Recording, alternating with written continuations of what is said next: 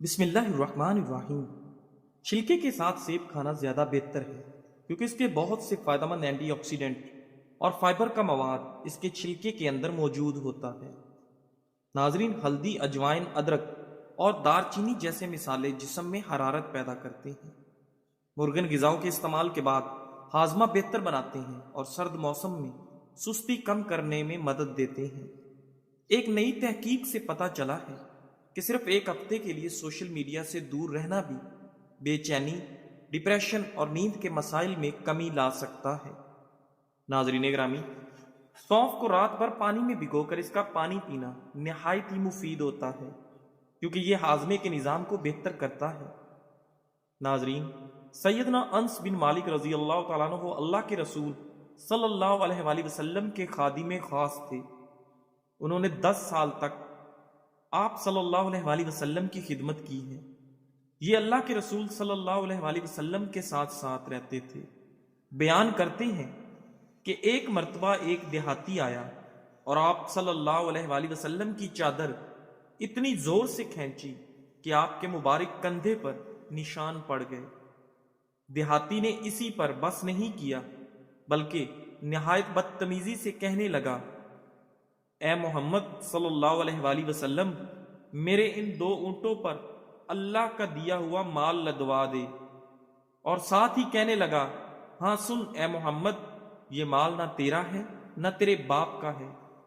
آپ اس دیہاتی کی بات سے ناراض نہیں ہوئے بلکہ اس کی اس بےہودہ گفتگو پر خاموش رہے۔ تھوڑی دیر بعد آپ صلی اللہ علیہ وآلہ وسلم نے اس دیہاتی کو مخاطب ہو کر فرمایا، سنو، مال تو اللہ تعالیٰ کا دیا ہوا ہے اور میں اس کا بندہ ہوں، لیکن یہ جو تم نے مجھ سے بدتمیزی کی ہے اس کا بدلہ تو لیا جا سکتا ہے۔ اس کے جواب میں وہ دیہاتی کہنے لگا، آپ کی بات تو درست ہے مگر میں جانتا ہوں کہ آپ ایسا نہیں کریں گے۔ اللہ کے رسول صلی اللہ علیہ وآلہ وسلم نے اس سے پوچھا، آخر کیوں؟ دیہاتی نے کہا، اس لیے کہ آپ برائی کا جواب برائی سے نہیں دیا کرتے ہیں۔ اللہ کے رسول صلی اللہ علیہ وآلہ وسلم نے اس دیہاتی کا جواب سنا تو مسکرا دیا، پھر حکم دیا کہ اس کے ایک اونٹ پر جو اور دوسرے پر کھجوریں لاد دی جائیں۔ اللہ کے رسول صلی اللہ علیہ وآلہ وسلم مکہ مکرمہ سے ہجرت کر کے مدینہ طیبہ تشریف لے جا رہے تھے۔ آپ صلی اللہ علیہ وآلہ وسلم کے ہمراہ سیدنا ابو بکر صدیق رضی اللہ تعالیٰ عنہ، ان کے غلام عامر بن فہیرہ اور اس قافلے کے گائیڈ عبداللہ بن ارقیت بھی تھے۔ جب یہ قافلہ بنو مدلج کے علاقے قدید سے گزر رہا تھا تو اسے بنو مدلج کے سردار سراقہ بن مالک نے روکنے کی ناکام کوشش کی تھی۔ لمبے قد کا یہ سردار بہت بڑا شاہ سوار تھا۔ اسے قریش کے اعلان کی خبر مل چکی تھی کہ جو شخص معاذ اللہ رسول اللہ صلی اللہ علیہ وآلہ وسلم کو زندہ یا مردہ حالت میں پکڑ کر لائے گا اسے 100 اونٹوں کا انعام ملے گا۔ سراقہ انعام کے لالچ میں پیچھے کرنا لگا۔ اس نے فال بھی نکالی جس کا نتیجہ اس کی خواہش کے برعکس نکلا۔ فال کے مطابق قافلے کے پیچھے جانے میں اسے کوئی فائدہ نہ تھا مگر اسے تو 100 اونٹوں کے انعام کی ہوس نے اندھا کر دیا تھا۔ اس نے فال کو نظر انداز کر دیا۔ جب سراقہ پیچھا کرتے کرتے اللہ کے رسول صلی اللہ علیہ وآلہ وسلم تک پہنچ گیا، اللہ کے رسول کی زبان مبارک سے نکلا، اے اللہ، تو جیسے چاہے ہمیں اس سے بچا لے۔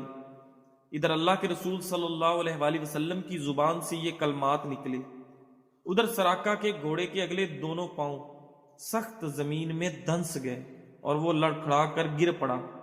اس نے متعدد مرتبہ پیچھا کرنے کی کوشش کی مگر ناکام رہا۔ اب اس کے دل میں یہ بات بیٹھ گئی کہ جو بھی اس قافلے کا پیچھا کرے گا وہ برباد و ہلاک ہو جائے گا۔ ناظرین، اس کو یقین ہو گیا کہ محمد صلی اللہ علیہ وآلہ وسلم غالب ہو کر رہیں گے۔ سراقہ امان کا طلبگار ہوا جو اسے مل گئی۔ سراقہ نے کہا، میرے لیے پروانہ امن لکھ دیجئے جو میرے اور آپ کے درمیان نشانی کے طور پر رہے گا۔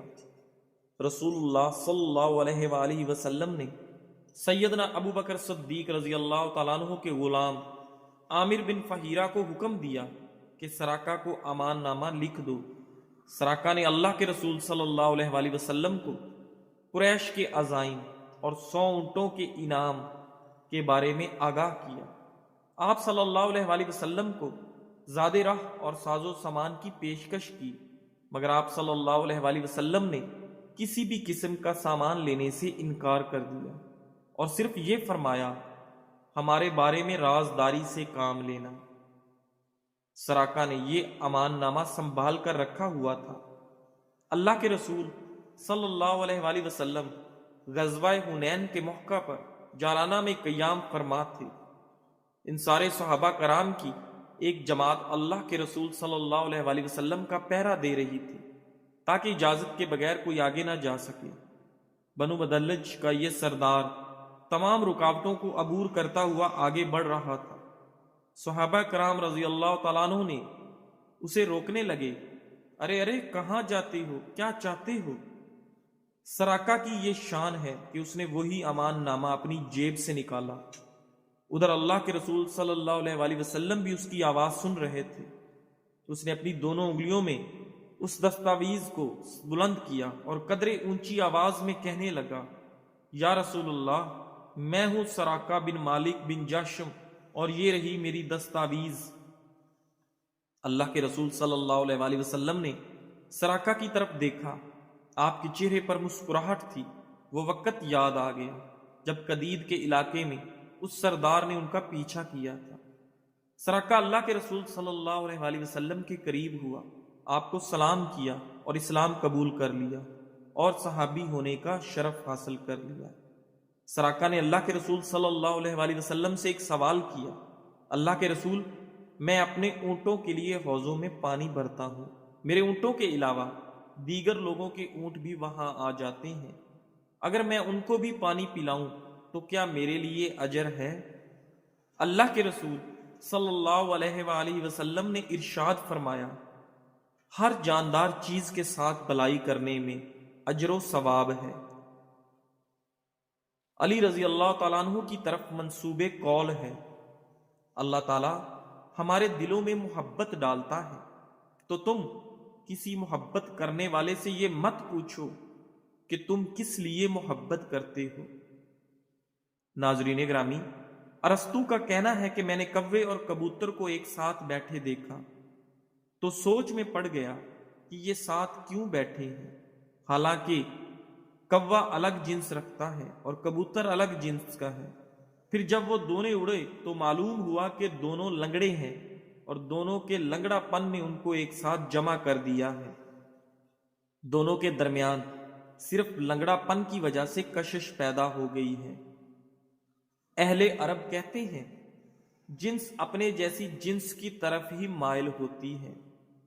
حضرت علی رضی اللہ تعالیٰ عنہ کی بارگاہ میں کچھ لوگ دوڑتے آئے کہ ہمارا 6-7 ماہ کا بچہ چھت پہ چڑھ گیا ہے، جب ہم اس کو پکڑنے کو دوڑتے ہیں تو وہ آگے کی طرف بھاگتا ہے، جب رکتا ہے تو وہ بھی رک جاتا ہے، ہمیں ڈر ہے کہ وہ نیچے نہ گر جائے۔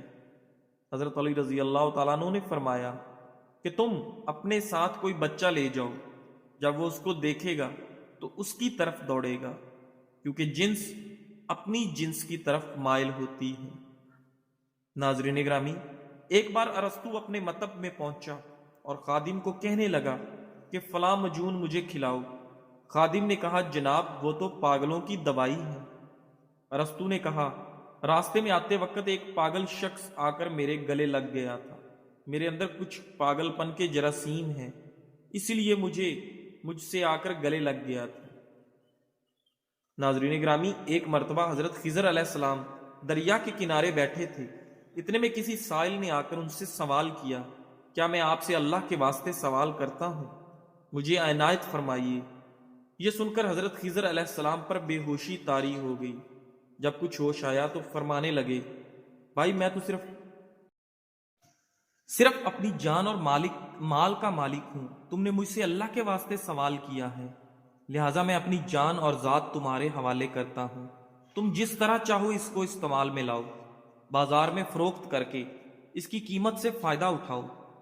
چنانچہ سائل کو ان کو بازار لے گیا اور ایک شخص سائمہ بن ارکم کے ہاتھ ان کو فروخت کر دیا۔ یہ خریدار ان کو اپنے گھر لے گیا اور اس کا ایک باغ تھا۔ چنانچہ سائمہ نے حضرت خضر علیہ السلام کو ایک کدال دے کر کہا کہ اس سامنے والے پہاڑ جو 3 مربع میل رقبہ میں واقع تھا مٹی کاٹ کر باغ میں ڈالتے رہیں، اور یہ حکم دے کر سائمہ اپنی کسی ضرورت سے کہیں چلا گیا۔ حضرت خضر علیہ السلام اس پہاڑ سے مٹی کاٹ کاٹ کر باغ میں ڈالنے لگے۔ جب سائمہ واپس آیا تو اس نے گھر والوں سے دریافت کیا، تم نے غلام کو کھانا بھی کھلایا یا نہیں؟ گھر والوں نے جواب دیا کہ ہمیں معلوم نہیں غلام کہاں ہے۔ یہ سن کر جب سائمہ خود کھانا لے کر باغ میں آیا تو اس نے دیکھا کہ وہ غلام یعنی حضرت خضر علیہ السلام تمام پہاڑ کی مٹی کاٹ کر ڈال چکے تھے اور اپنے کام سے فارغ ہو کر اپنے مولا حقیقی کی عبادت میں مصروف تھے۔ یہ دیکھ کر سائمہ کو بڑا تعجب ہوا اور اس نے دریافت کیا، یہ تو بتائیے کہ آپ کون ہیں؟ یہ بات سن کر حضرت خضر علیہ السلام پر کچھ بے ہوشی سی طاری ہو گئی اور پھر افاقہ ہونے پر انہوں نے فرمایا، بھائی میں خضر ہوں۔ یہ سن کر سائمہ کے ہوش اڑ گئے کہ تو نے یہ کیا کیا؟ ان کو غلام بنا کر ایسے کام پر لگایا، یہ تو انتہائی گستاخی ہوئی۔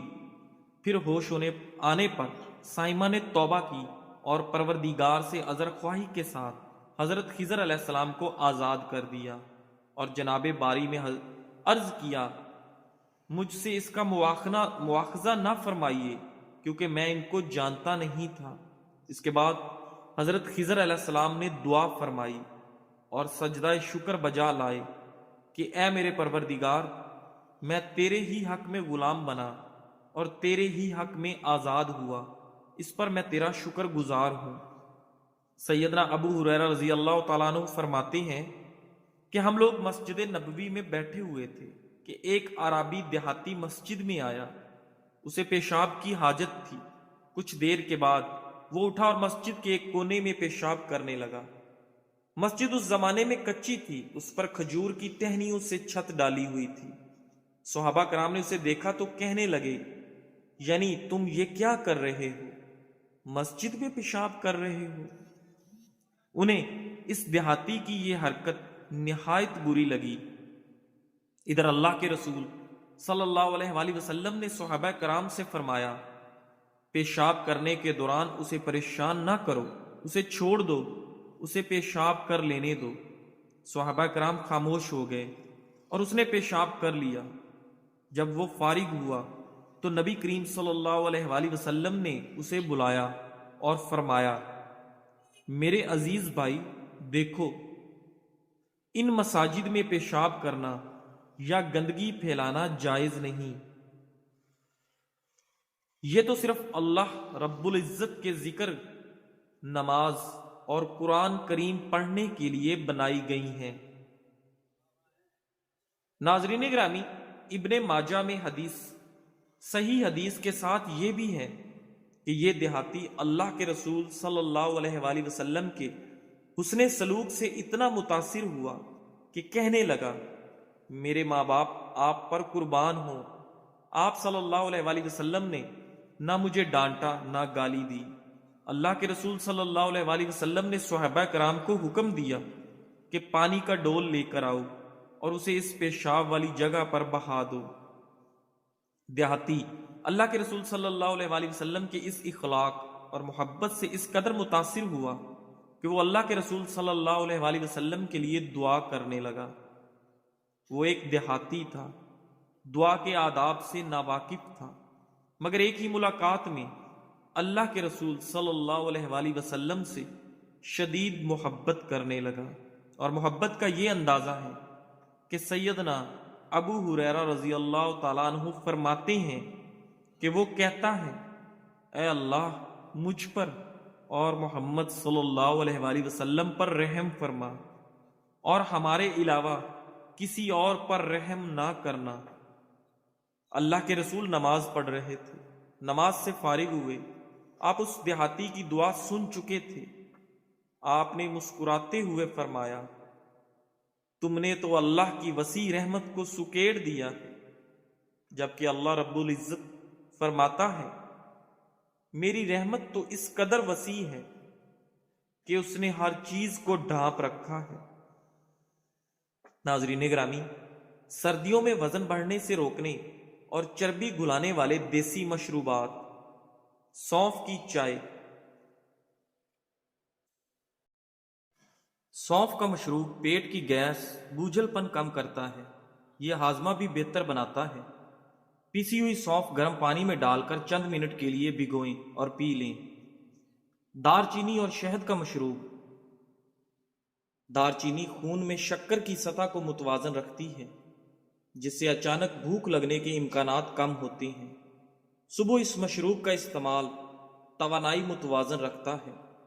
نیم گرم پانی میں دار چینی پاؤڈر اور تھوڑا سا شہد شامل کر لیں اور اب اس مشروب کو چسکیوں کے ساتھ پئیں۔ اجوائن اور زیرے کا گرم پانی۔ اجوائن اور زیرے کا استعمال نظام ہاضمہ کو فعال کرتا ہے، گیس اور اپھار کم کرتا ہے اور آپ کے میٹابولزم کو بہتر بناتا ہے۔ 1 چمچ اجوائن اور 1 چمچ زیرہ پانی میں ابال کر نیم گرم حالت میں پئیں۔ ناریل جسم کو کیلشیم جیسی معدنیات جذب کرنے میں مدد دیتا ہے، جس سے آپ کی ہڈیاں مضبوط ہو جاتی ہیں۔ ناظرین، ایک تحقیق میں بتایا گیا ہے کہ شوگر فری اشیاء میں استعمال ہونے والا ایک عام مصنوعی مٹھاس جگر کی مہلک بیماری کے خطرات میں اضافہ کر سکتا ہے۔ محققین نے دریافت کیا ہے کہ جو لوگ مکھن یا دیسی گھی کا سب سے زیادہ استعمال کرتے ہیں، ان میں کم مکھن یا دیسی گھی کھانے والوں کی نسبت کسی بھی وجہ سے موت کا خطرہ 15% زیادہ ہوتا ہے۔ دوسری جانب مکئی، زیتون، بیجوں، دیگر پودوں سے حاصل کردہ تیل کا استعمال انسان کو صحت مند بناتا ہے۔ روزانہ خوراک میں 10 گرام نباتاتی تیل کا اضافہ کینسر سے موت کے خطرے کو 11% اور دل کی بیماریوں سے موت کے خطرے کو 6% تک کم کر دیتا ہے۔ اگر آپ زیادہ تر وقت کرسی پر بیٹھ کر کام کرتے ہیں یا گھر سے کام کر رہے ہیں تو یہ جاننا ضروری ہے کہ طویل عرصے تک بیٹھنا صحت کے لیے کتنا نقصان دہ ہے۔ ناظرین، ڈاکٹر کے مطابق شام کو اپنے 10,000 قدم مکمل کرنا طویل بیٹھنے کے نقصان کو ختم نہیں کرتا۔ ماہرین نے مشورہ دیا کہ ہر 45 یا 60 منٹ بعد کھڑے ہوں، جسم کو کھینچنے والی سادہ ورزش کریں، کیونکہ یہ خون کو دل کی طرف واپس دھکیلتے ہیں۔ جزاک اللہ۔